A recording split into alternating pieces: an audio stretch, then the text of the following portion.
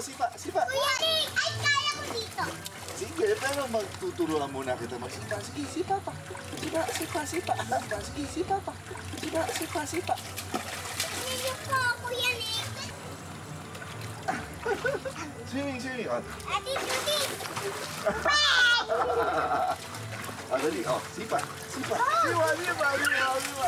Yan. Diba? Bumong ka na. I love you, Papa Nick. Bakit mo siya tinawag na Papa? Hindi ka nga na tunay na anak. Sugar, okay lang yun kahit tawagin niya ako, Papa. Gusto ko rin naman yun eh.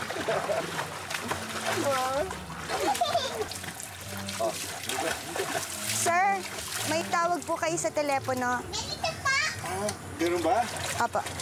Sige, sasagutin ko. Dali, ha? Pakibantayan mo itong mga bata, ha? Apa.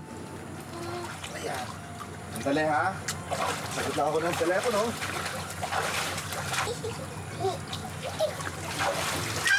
Ow! Gawa.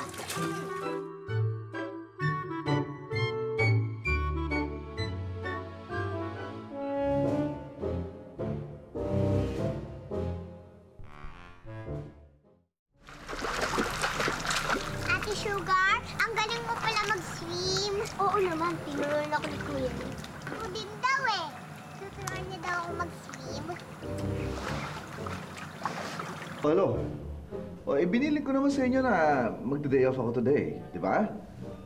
Dapat din nyo na itinatawag sa akin yung mga ganyang problema. Kaya nyo na yan dyan. All you have to do is call the client and say na madadelay ng kaunti ang delivery. Di ba? Yaya Lev! Yaya Lev, kuha mo nga ako ng merienda. Sabi ni Sir Nick, bantayan ko daw kayo eh. Marunong ka bang lumangoy? Ako, oo. Ako na bahala dito. Sigurado ka ba? Oo nga! O bantayan mo sila ha? Oo nga! Please na, Yaya Lev! Sugar, turuan mo ako mag-swim. Talaga? Gusto mo?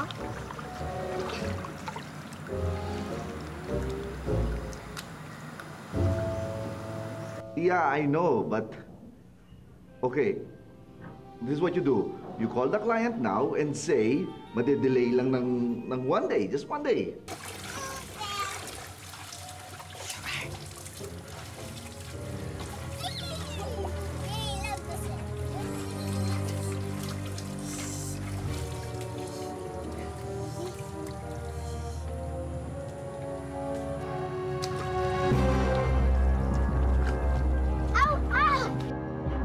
Minsan talaga nagkakaroon ng konting aberya. Okay, so just do it now. Okay? Okay, sige. Bye-bye.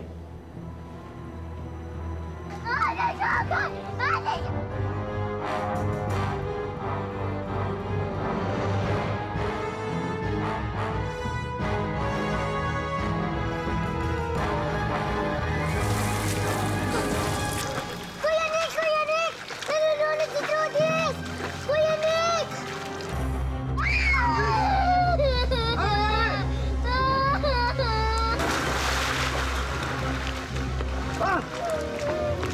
Ano nangyari? Ha?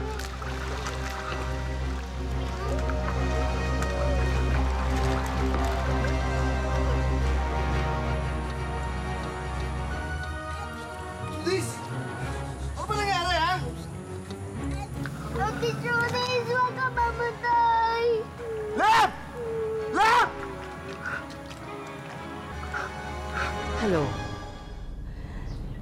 Hindi na natin itutuloy ang plano natin. Na-dispatcha na yata si Trudis. Sige, sige, bye. Ano? Ma'am! Ano? Ma'am! Ano?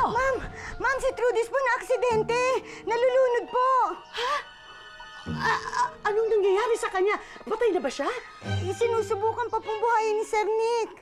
Oh, ayun naman pala. Bakit mo sa akin sinasabi? May magagawa ba ako doon? Sabihin mo nga sa akin. Doktor ba ako? Sabihin mo sa akin. Anong pwede kong gawin sa kanya? Sige po. Stupida.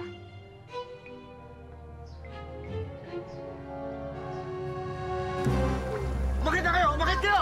Ubeng! Umakit kayo! Lab! Lab!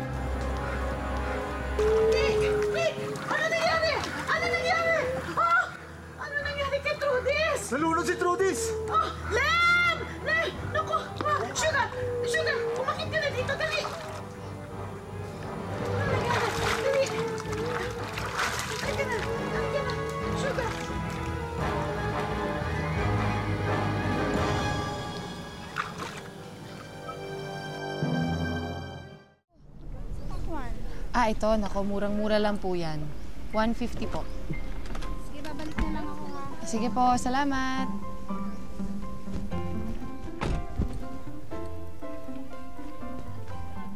Aling maganda. Pabili naman po. Sir Ronnie, alin po ang atin ngayon?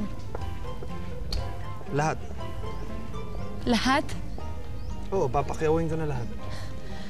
Nako naman, papakiwin na niyo naman ho lahat ng tinda ko?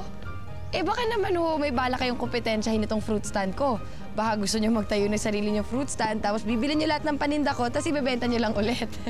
Alam mo naman, ginagawa ko lang to para hindi ka na mapagod at para magkaroon ka naman ng oras para sa akin. Gusto ko sana kitang iyayin lumabas Gusto ko rin po kasi talaga pinaghihirapan yung trabaho ko. Sige na po, ano pong gusto niyo? Pinya, pakwan, papaya, ano? Sabihin niyo lang. Ang hirap naman suyuin ito. O sige, pakwan tsaka papaya na lang. Sige, sige. Okay po.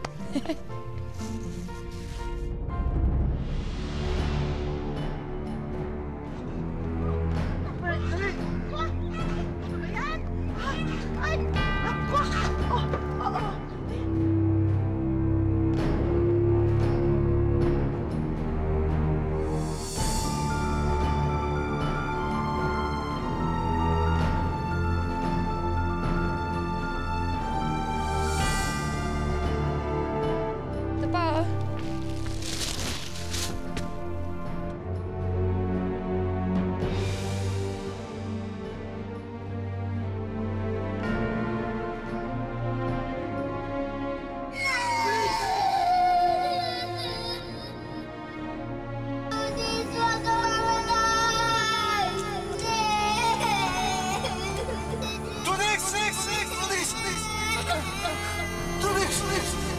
Pero pasasaan ba? At matatapos din tong problema natin ito. I have foolproof plans. Etong pera, bumili ka ng DNA kit. Yun ang magpapatunay na ikaw ang ama ni Trudis. Hindi naman ako ang tatay ni Trudis, ha? Ako nang bahala na papalabasin na ikaw ang tunay na tatay. Hindi niyo po sinabi na nalunod ako. Ikaw ba gusto mong mag-alala sila doon? Ayaw ko po. Mas maigi siguro. Secret na lang natin to, ha? May secret pa ako! Anong secret? Nalunod po kasi si Ate Trudis. Ano? Ano ginagawa mo dito, Nick? Hindi ba dapat ako nagtatanong sa'yo niyan? Ako may mas karapatang pumunta dito. Ikaw, wala. Ano ibig mong sabihin? Ako ang tunay na ama ni Trudis.